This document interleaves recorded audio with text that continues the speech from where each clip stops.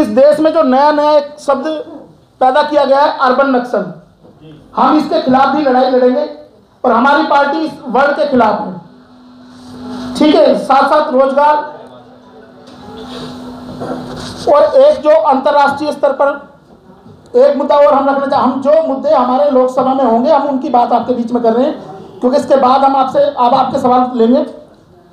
1950 से लेकर 2018 तक जितनी भी संधियां देश के सामने हुई हैं, हमारी ये मांग रहेगी पार्टी की कि केंद्र की सरकार उन सारी संधियों को देश के सामने रखे, क्या समझौता हुआ और उन नीतियों का, उन समझौतों से देश को क्या फायदा हुआ और देश को नुकसान कैसे हुआ उनसे। तो ये हमारा एक मुद्दा रहेगा।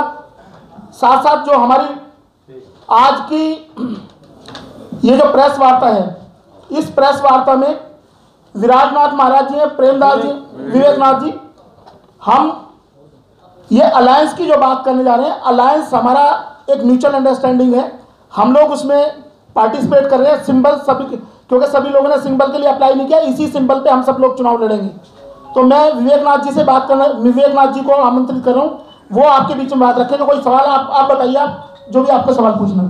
सर एक सवाल है सर, देश में दलितों की अनेकों पार्टियां हैं, सब समानता की बात करते हैं, आप सवाल पूछना सर। एक छोटा सा बहुत छोटा सा, लेकिन सर हर पार्टी का पहला उद्देश्य होता है ब्राह्मणों को और जो भी उनके आराध्य राम को गाली देने से शुरू करते हैं। क्या आपका समर्थन करते हैं? हमने तो गाली नहीं दी। क्वेश्चन है सर, हमारी, आपको शायद हमारी पार्टी के बारे में जानकारी नहीं है। हमने, सुनो, हमने कहा सबको अवसर सबको भागीदारी, और हमने कॉन्स्टिट्यूशन की जो प्रीएम्बल है उसका पहला वर्ड लिया है we the people of India, इसीलिए हमने कास्ट एबोलिशन एक्ट की बात करी है। हम नहीं चाहते कि देश की आबादी 125 करोड़ लोगों में बिखरी हो या धार्मिक आस्थाओं में बिखरी हो। देश को हम यूनाइट करने के लिए आए हैं, बिखेरने के लिए नहीं आए हैं। तो इस मुद्दे पे हम कोई बात नहीं करना चाहते कि हम किसको आराध्य, हम गाली नहीं देना चाहते किसी को, हम एक नई व्यवस्था देना चाहते हैं जी। अच्छा, तो इस संबंध में एक सवाल ये होता है वैभव साहब कि भारतीय जनता पार्टी का अपना एक मैनिफेस्टो है और वो मनुस्मृति को लाना चाहती है, आप उसका समर्थन करेंगे? नहीं, हम इनका विरोध करेंगे। हेलो हेलो हेलो, देखो क्या आप दोबारा? हाँ जी, आप फायर इंडिया इंडियन कॉन्स्टिट्यूशन को जी भारतीय जनता पार्टी के कुछ लोग और उनके जो ऑफशूट्स और आरएसएस जो है ये कहती है कि हम इसको नहीं मानते और हम तो मनुस्मृति लाना चाहते हैं, क्या आप उसका समर्थन करेंगे? देखिए, इस देश में अगर किसी ने सबसे पहले कॉन्स्टिट्यूशन की जो कॉपी बर्न की गई थी जंतर मंतर पे, सबसे पहले दिल्ली पुलिस कमिश्नर को हमारी पार्टी के प्रदेश अध्यक्ष ने कंप्लेंट दी थी कि हम इसके खिलाफ है, उन लोगों के खिलाफ स्ट्रिक्ट एक्शन होना चाहिए। जो प्रोविजंस हमने डिमांड की थी वो हुआ नहीं। सबसे पहली कंप्लेंट आपकी अपनी पार्टी पीपल्स के दिल्ली प्रदेश के अध्यक्ष विजेंद्र सिंह राजू पार्चा ने दी है, वो हमारे पास कॉपी हम आपको दिखा सकते हैं। और हमने एमपी में भी इसका विरोध किया, राजस्थान में। डेवलपमेंट ये है कि कुछ लोगों के साथ कुछ लोगों को गिरफ्तार करके लीपापोती कर दी गई है और उसको सही तरीके से नहीं किया गया इन्वेस्टिगेट। सर, आपके तमाम मुद्दों के बीच में आपका एक मुद्दा था कि जातिगत राजनीति, जाति जी, और आप एक अमीरी गरीबी के स्तर पर आप राजनीति करना चाहते हैं, आप यही कहना चाह रहे थे। लेकिन इस देश में जानबूझकर खास तौर पर दलित महिला के साथ छांट करके बलात्कार किया जाता है, दलित पुरुष को घोड़ी पर नहीं चढ़ने दिया जाता, पगड़ी नहीं पहनने दी जाती, मूंछें उखाड़ दी जाती हैं। तो ऐसे में अमीरी गरीबी की, आर्थिक स्थिति की हम क्या बात करेंगे जब हमारे प्रशासनिक अधिकारियों के साथ भी जाति के आधार पर दुर्व्यवहार होता है? आपसे आपके सवाल का जवाब देने से पहले मैं आपसे पूछना चाहता हूँ कि आप बता सकते हैं कि जो जिस समाज की हम बात कर रहे हैं उनके पास वोटर की संख्या कितनी है? एक मिनट, कोई बात नहीं, मैं इनसे पूछूंगा, आपका जवाब भी दूंगा। 85% की बात करने वाले हम लोग, तो अब मैं उसके बारे में जवाब देता हूँ कि इस देश में एक राजनीतिक महापुरुष हुए जिन्होंने राजनीतिक आंदोलन खड़ा किया। उन्होंने कहा कि जिन लोगों की राजनीति मजबूत होगी उनके साथ अत्याचार नहीं होगा। आपने बिखरी हुई आबादी बनके, और हमने राजनीति तो मजबूत की नहीं, आज कई लाख संगठन खड़े कर लिए हैं अलग अलग नाम पे, हर आदमी अलग संगठन पे। और जब बिखरी हुई आबादी आप रहेंगे तो कमजोरों के ऊपर अत्याचार होते हैं, अत्याचार मजबूत लोगों पे नहीं होते। आपने राजनीतिक तौर पे मजबूत बना ही नहीं। आप जब डॉक्टर बी आर अम्बेडकर ने कहा गोलमेज सम्मेलन के बाद कि जाओ अपने घर की दीवारों पर लिख दो कि हमें इस देश का हुक्मरान बनना है, उन्होंने इसलिए कहा थी, यही बात इसलिए कही थी कि गरीब लोगों की, जो मजलूम लोग हैं, उनकी जनसंख्या ज़्यादा थी और ज़्यादा जनसंख्या वाले लोगों को वोटिंग राइट दिए गए थे। अगर वो लोग अपना वोट एक साथ डालते तो राजा उनका बनता, शासन पे उनकी पकड़ होती, और जब शासन पे पकड़ होती तो अत्याचार क्यों होते? अत्याचार नहीं हो सकते थे। आपने अपनी राजनीति कमजोर कर ली, इसलिए अत्याचार की बात हो रही है। दूसरी चीज, आज इस देश में जो मानसिकता है इन्वेस्टिगेट करने की, जातियां देख के जो भी क्राइम है, क्राइम की इन्वेस्टिगेशन जातियां देख के होती है। दिल्ली में ही मुकंदपुर में, दिल्ली के मुकंदपुर में एक लड़की आजमगढ़ से आके अपना काम सीख रही थी, इंटीरियर डेकोरेटर का, नेहा नाम था उसका। आज आपके सामने डिस्क्लोज करता हूँ, ट्रायल चल रहा है, कोई दिक्कत नहीं है। उस बेटी को, उसका रेप हुआ, मर्डर हुआ, बॉडी के साथ भी रेप किया गया। उसको न्याय दिलाने के लिए हम लोग सड़कों पे उतरे। दिल्ली के मुख्यमंत्री, जो दिल्ली के यशस्वी मुख्यमंत्री हैं, एक चश्मे से देखते हैं, जो वो निर्भया के लिए 1 करोड़ रुपए चंदा देने की बात करते थे, और जब वो नेहा बेटी के लिए न्याय की बात आई तो उसने अपने घर के दरवाजे बंद कर लिए। 2000 लोग उसके दरवाजे पे गए और उसने अपने घर का दरवाजा नहीं खोला उनकी बात सुनने के लिए। हमने दिल्ली के उपराज्यपाल के सामने जाकर गुहार लगाई, आज तक उस बेटी को न्याय नहीं मिला। इसी दिल्ली में जो निर्भया कांड पे पूरी दिल्ली कैंडल लेके इंडिया गेट के सामने खड़ी थी, लेकिन वही मुकंदपुर में जो उस गरीब बेटी के साथ जब अत्याचार हुआ, क्योंकि उसकी राजनीति मजबूत नहीं थी, इसलिए वो न्याय पाने में विफल रही। आप जो कह रहे हैं कि केजरीवाल जी जो है वो राजनीति मजबूत थी, तो क्या आप अपनी राजनीति को कमजोर मानते हैं? हम कमजोर नहीं है, हम मजबूत राजनीति लेकर आए हैं, इसलिए हमारी प्रेस कॉन्फ्रेंस को भी डिस्टर्ब करने की कोशिश की गई है। और हम लोग वोटर हैं। आज एक नारा दिया उन्होंने कि हरियाणा का लाल केजरीवाल। हम तो दिल्ली के लाल हैं, तो उसको दिल्ली को भगाने के लिए आए हैं, केजरीवाल को दिल्ली से भगाने। दिल्ली के लाल ही दिल्ली को भगा के हरियाणा भेज रहे हैं।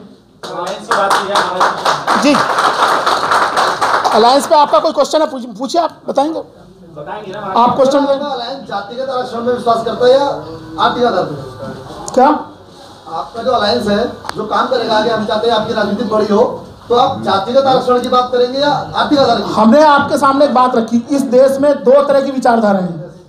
एक विचारधारा वो है जो आज की डेट में डिमांड करती है कि मराठा वो होना चाहिए रिजर्वेशन, एक कहती है गुर्जर आंदोलन वो रिजर्वेशन होना चाहिए, एक कहती है जाट रिजर्वेशन होना चाहिए। हमने ये कहा कि 2% लोग संसाधनों पे कब्जा करके बैठे हैं और वो लोग बिखराव की राजनीति, लोगों में जातियां पैदा करके बिखराव की राजनीति करते हैं। हम कहते हैं पहले कास्ट एबोलिशन करो, उसके बाद आर्थिक आधार की बात करो। तो उनको यूनाइट कैसे करेंगे आप? जी, जो सामाजिक संस्थाएं लाखों बन गई हैं जी, दलित समाज के बारे में खास तौर से कहा जा रहा है, उनको यूनाइट करने का आपके पास क्या फॉर्मूला? उनके लिए उनको यूनाइट करने का फार्मूला ये आपको मंच पे दिखाई दे जाएगा। अलग अलग विचारधाराओं के लोग उसके लिए क्या है कि कमेटी बनाई हुई अलग से है, वो कमेटी मैनेज कर रही है। करीब 15 ऐसी पार्टियां जो है उन लोगों को कन्विंस कर रहे हैं और बहुत ही जल्दी आपके सामने उनको लाया जाएगा। Thank you sir. आपने बोला कि 58 कैंडिडेट आप लोकसभा में लड़ेंगे। 57। तो अभी तक आपने कितने फाइनल करे हैं? क्या उनमें यहाँ पे कोई है कैंडिडेट की जिसको आप अभी तक आपने कितने कैंडिडेट फाइनल करे हैं? कैंडिडेट कब तक फाइनल करेंगे? कैंडिडेट तो हमने 57 ही फाइनल कर दिए। हम मीडिया के सामने उनको पेश करेंगे। अभी हमारा अलायंस की गतिविधियां चल रही है, जो हमारे और भी जो अलायंस है उनसे चर्चा चल रही है। ये 57 तो उन्होंने तय कर दिए हैं और कम से कम हो सकता है 150-200 भी कैंडिडेट हो सकते हैं। इसलिए हम प्रयास कर रहे हैं कि ज्यादा से ज्यादा अच्छा डेमोक्रेसी करें। इलेक्शन को 4-5 महीने रह गए हैं और अभी तक आप कैंडिडेट का नाम डिक्लेयर किया है, तो कब तक? एक मिनट ये नहीं, खन्ना जी, ये सवाल भाजपा, कांग्रेस, आम आदमी से भी पूछ लो जाके। हमारे तो तैयार है सब, हम आपको लिस्ट दे देंगे। ऐसा है, मेरी बात सुनो, जब हमारे जो 15 और अन्य जो पार्टियां हैं उनसे हमारी कमेटी चर्चा कर रही है, जब उनसे चर्चा फाइनल हो जाएगी, सब बैठ के हम फाइनल कर लेंगे हमारे कितने जो कैंडिडेट उतर रहे हैं मैदान में और आपको उसकी सूची जो है दे दी जाएगी। 57 कौन-कौन से राज्य में कैंडिडेट खड़े करने की आपकी है? कौन-कौन से राज्य? ऐसा है, राजस्थान से आप 25 ले लीजिए हमारी तरफ से। नहीं है भाई, मैं आपको लिस्ट देता हूँ, लिस्ट बता देता हूँ। 57 की सूची दे दीजिए और जोड़ा देते हैं हम। सर कैंडिडेट का नाम जल्दी आने से आपको सहूलियत होती है, जैसे कि आम आदमी पार्टी ने कैंडिडेट घोषित कर दिया है, अगर आप कर देंगे तो आम आदमी पार्टी ने कोई सिर्फ एक सीट पे, ईस्ट दिल्ली पे एक सीट पे कैंडिडेट डिक्लेयर किया है, कोई और डिक्लेयर नहीं किया कैंडिडेट उसने सिर्फ प्रभारी बनाए हैं और वो प्रभारी चेंज हो सकते हैं क्योंकि लेकिन वो उन्हीं को कैंडिडेट मान रहे हैं। एक मिनट, अभी मैं आपको एक बात लिख देता हूँ कि देश के जो प्रधानमंत्री जी हैं उनके सामने जो है हमारी संत समाज से बहुत बड़े जो संत है जो चुनाव लड़ेंगे, उनका नाम बहुत जल्दी हम डिक्लेयर करेंगे। अभी चर्चा चल रही है, बहुत बड़े साधु महात्मा, क्योंकि उनकी पार्टी से हम बहुत ज्यादा खपा है, इसलिए साधुओं में बहुत रोष है हमारे दलितों के अंदर, और दलितों में सबसे श्रेष्ठ जो हमारा जो संत होगा वो उनके सामने चुनाव लड़ेगा। ऐसा है कि घंटा बजाने की जो प्रक्रिया है हम लोगों ने नहीं शुरू की थी, बड़ी बड़ी जो राजनीतिक दल है जो राज कर रहे हैं उन्होंने घंटा बजाकर भगवान को गाले देना शुरू किया था। तो उनकी रक्षा के लिए, इस देश की संस्कृति की रक्षा के लिए और विश्व में प्रजातंत्र को जो जिस तरीके से देखा जा रहा, भारत की स्थिति जो नीचे आई है, निम्न स्तर पर आई है, उसकी रक्षा करने के लिए हम सारा अलायंस एक साथ आए हैं। तो क्या एक एक कर जो उच्चारण करने वाले लोग वो संसद की कमान संभालेंगे? ऐसा है जी, जब देश के अंदर जी प्रजातंत्र के नाम पर जिस तरीके से अभी आप देख रहे हैं, निम्न स्तर की जो शब्दों की जो वाक्य आपस में एक दूसरे पे कर रहे हैं, अब वो समय आ गया, मेरी बात सुनिए, कि हम लोगों को भी है जो संसद में जाकर देश की और नागरिकों की रक्षा के लिए हम लोग हैं, जो हमारी पार्टी आगे बढ़ेगी। सर इलेक्शन के लिए राहुल जी, इलेक्शन के लिए एक मिनट मैं आप मुझे देना, मैं ये मुझे पता कौन लोग ये फंड रेज करने की प्लानिंग अभी आप कर रहे हैं? क्या कर रहे हैं। इलेक्शन के लिए फंड चाहिए होता है, तो फंड के लिए आपकी क्या प्लानिंग है? फंड रेज कर लिया आपसे मैं कह रहा, आप तो पहले भी कुछ प्रेस कॉन्फ्रेंस में रहे हैं। इस देश में, इस देश के वोटर के दिमाग में एक ही डर पैदा किया गया है, वो है फाइनेंशियल असिस्टेंस, फाइनेंशियल गेन। कि आप हमेशा ये कहते हैं, कोई भी आदमी किसी के पास भी चले जाओ, आज हर वोटर के दिमाग में एक ही डर है कि बिना पैसे के राजनीति नहीं होगी, बिना पैसे के राजनीति नहीं होगी। तो उस डर को निकालने का नाम ही आपकी अपनी पार्टी है। हम आए हैं तो पैसा मैटर नहीं करता। जब चुनाव जीतने के लिए आप काउंटिंग में क्यों जाते हैं, नोट गिनने क्यों नहीं जाते बैंक में? अगर आपको चुनाव जीतना है तो आप बैंक में जाइए, नोट गिनिए। आप कह रहे हैं कि जी नोटों से चुनाव लड़ा जाएगा, वोट गिनने क्यों जाते हैं आप? काउंटिंग में क्यों जाते हैं आप लोग? आपको बैंकों में होना चाहिए नोट गिनने के लिए। तो चुनाव वोट से लड़ा जाएगा, नोटों से नहीं लड़ा जाएगा, और वोट से ही चुनाव जीता जाता है। अच्छा वकील साहब, एक महत्वपूर्ण क्वेश्चन है जी, हो सकता है आपको बुरा लग जाए। नहीं, आज आप बहुजन समाज पार्टी से निकल के आपने नई पार्टी बनाई है। कल तक आप भगवाधारियों के जो है विरोधी साबित हुआ करते थे, आज भगवाधारियों के दामन में बैठने की बात कर रहे हैं, क्या कहना चाहेंगे? जी इसका मैं जो मैंने, आपने ये कैसे सोच लिया कि ये भगवाधारी, अगर वो साक्षी जी महाराज हैं तो वो कहाँ से आए, किस समाज से निकल के आए? उमा भारती किस समाज से निकल के आई है आप बताइए? नहीं, एक मिनट, जब उमा भारती को आप मुख्यमंत्री बनाते हैं तो आप कहते हैं ये ओबीसी समाज से है, और ये अगर हमारे समाज के लोग, अगर हमारे ही समाज के लोग काशी में, जिस दिन काशी के मंदिर में प्रधानमंत्री मत्था टेकने जाते हैं, उस दिन आपने सवाल नहीं किया कि काशी का मंदिर क्यों बनाया गया, रविदास मंदिर, उसमें वो भी तो भगवाधारी हैं। काशी में जो रविदास मंदिर है, या पंजाब में जो जितने भी डेरे हैं, वो सारे हमारे ही लोग डेरे चला रहे हैं। आपने कभी, ये हमारे समाज के लोग अगर साधु संत बन गए तो इनकी गोद में नहीं, इनकी गोद में हम खेल के पड़े हुए हैं, ये आपने कैसे कह दिया? अगर आप सुनो, एक मिनट मेरी बात सुनिए। अगर एक वाल्मीकि नहीं, अगर वाल्मीकि मंदिर है, उसमें हमारे समाज के संत महात्मा बैठे हुए हैं और उनकी गोद में हम पल पीट के बड़े हुए हैं, तो क्या हम उन लोगों की उस संस्कृति के गोद में बैठ के जाके? रामवीर सिंह जी, आप कहते थे कि हमें मंदिरों की जरूरत नहीं है, हमें विद्यालयों की जरूरत है। मैं आज भी इस बात को कहता हूँ। तो फिर आप मंदिरों की बात कहाँ से आएगी? भगवाधारियों की जो बात है, आपने जो बात करी है वो गलत तरीके से करी। आप एक राजनीतिक बात, जो आप लोग जो बात कर रहे हैं, मैं उस पर आ जाता हूँ। आप बहन जी सुनो, आपने कहा ना बीएसपी, अब मैं आपके बीच में ये बात रखता हूं, आपकी कल तक राष्ट्रीय नेता जो संसद में त्याग पत्र लेके आई राज्यसभा में, उन्होंने जैसे योगी जी ने कहा कि हनुमान जी तो दलित थे, उन्होंने कहा कि आप योगी जी दलितों को पुजारी बना दे हनुमान मंदिर का।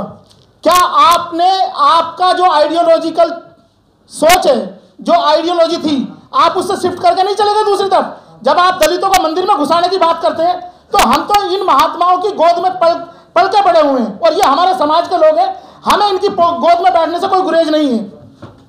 चलिए ठीक, सातों रंग है सर। हाँ, समाज की सभी धाराओं को हम लेके चले और साथ साथ जो लोग बड़े बड़े दलित आंदोलन से, मैं आपको कुछ लोगों को बता देना चाहता हूँ, जो बड़े दलित आंदोलन की बात करें, आज वो आगरा में जाके मंदिर, हनुमान मंदिर पे कब्जा करने की बात करें, कनॉट प्लेस के हनुमान मंदिर पे जाके कब्जा करने की बात करें, जो लोग आइडियोलॉजी की, सुनो एक मिनट, जो लोग आइडियोलॉजी की बात करते थे वो मंदिरों पे कब्जा करने चले गए।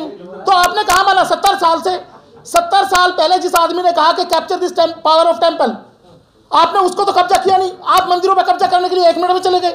अच्छा, 2-4 बात मेरे से पूछ लो जी। आपका तो नंबर अब आया, पूछेंगे। आपकी पार्टी ने, पीपल्स पार्टी ने फिलहाल कितने अलायंस अभी तक कर लिए? हम मुद्दे की बात ऐसा, एक सेकंड देखिए, आपकी जो प्रेस वार्ता है, आप जितने भी प्रेस के लोग आए हुए हैं सभी के लिए धन्यवाद कि आप आपकी अपनी पार्टी की और जो अलायंस के जो यहाँ लीडर्स बैठे हुए हैं, आप उनकी बात को बड़े ध्यान से सुन रहे हैं और इनकी बातों को आप आगे, इनके मुद्दों को आगे ले जाने की बात करने के लिए आप इस समय बैठे हैं। देखिए, एक भाई जी खड़े हुए हैं सामने, मेरे सामने।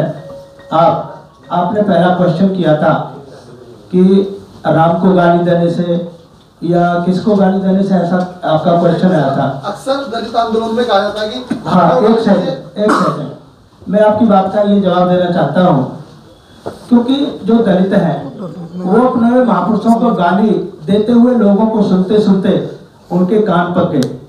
उन्होंने तो अपने महापुरुषों को गाली खाते हुए देखा है, लेकिन उनके अंदर इतनी ताकत नहीं थी कि वो अपने महापुरुषों के बदले में गाली देते। लेकिन एक सेकंड, जब वो देखा गया कि बाबा साहब की मूर्ति तोड़ी जा रही है, बाबा साहब का कहीं हाथ तोड़ा जा रहा है, कहीं उनकी मूर्ति को गिराया जा रहा है, बाबा साहब एक महापुरुष हैं। जैसे दलित लोग भगवान वाल्मीकि जी को मानते हैं, उनको डाकू लुटेरा कह करके मीडिया में दिखाया जा रहा है, जबकि उनके आश्रम में सीता जी स्वयं, वो तो महिला की रक्षा करने वाले थे, उन्होंने सीता की रक्षा की, लव कुश को शिक्षा दीक्षा दी और राम के जन्म से 60,000 वर्ष पहले रामायण लिखती, तो उन्होंने तो ये व्यवस्था नहीं दी। कहने का तात्पर्य कि इस तरह की भाषा को सुनते सुनते जब दूसरे लोगों की युग व्यतीत हो गई, तो उनको भी जो हमारा नौजवान खून है वो ये चाहता है कि भाई जब ये हमारे महापुरुषों को गाली दे सकते हैं तो हमें भी इनकी एवज में उनकी गाली देनी चाहिए। ऐसी सोच उनके अंदर पैदा हुई। तो प्रतिकार नहीं करोगे, सामने वाला, देखिए आप लोग कहते हैं कि जुल्म करने वाले से जुल्म सहने वाला भी उतना ही दोषी होता है। तो एक आदमी आपको गाली पे गाली दिया जा रहा है। देखिए, जिस माँ बाप की जो औलाद है निकम्मी होती है, उसके बाप को दुनिया गाली देती है, और जिस बाप की औलाद जो संस्कारी होती है ना, उसके बाप को कोई गाली दे करके दिखाए जवान खींच लेगा, तो आपको वो बनना पड़ेगा। उसकी जरूरत आपके आन पड़ी है कि जब तुम्हारे माँ बाप को या तुम्हारे पूर्वजों को कोई गाली देता है तो उसकी जवान तुम्हें पकड़ के खींचनी पड़ेगी, ऐसी तुम्हें अपनी मानसिकता बनानी पड़ेगी। लेकिन हम ये नहीं चाहते, क्योंकि देश में सभी लोग रहते हैं, देश में सभी धर्म के लोग रहते हैं।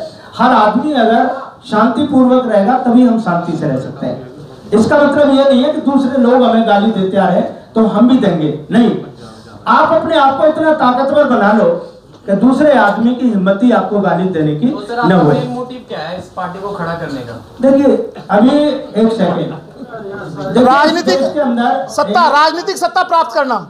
देखिए, इस देश के अंदर या धर्म ले रहे हो या आपका किसी को नहीं, यह धर्म का मामला नहीं है। देखिए, देश की सत्ता, ये देश बहुजनों का है, हम लोग आदिवासी हैं, इस देश के मूल निवासी हैं। सत्ता हमारी होनी चाहिए, जो आज तक हम उसे प्राप्त नहीं कर पाए हैं।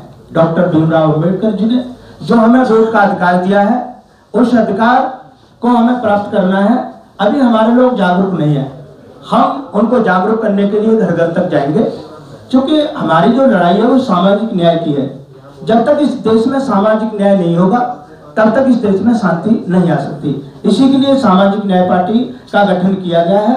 आपकी अपनी पार्टी सामाजिक न्याय पार्टी, आदर्श जो जितनी भी पार्टियां हैं वो मिलकर के कार्य करेंगी और जो बहुजनों का ये देश है, बहुजनों को देश में सत्ता लाने के लिए हम कार्य करेंगे, मिलकर कार्य करेंगे। चलिए बहुत बहुत धन्यवाद। राबी जी, जी सर। महाराज जी की बात से एक बात तो साबित होती है और सिद्ध भी होती है कि आपकी अपनी पार्टी, क्योंकि स्वर्ण तो डॉक्टर अम्बेडकर को मानेगा नहीं, तो आपकी अपनी पार्टी बहुजन समाज पार्टी की तरह बहुजनों के लिए काम करेगी। ये बात सिद्ध होती है। बहुजन समाज पार्टी तो स्वर्णों के लिए काम कर रही है, हम तो अपनों के लिए काम कर रहे हैं।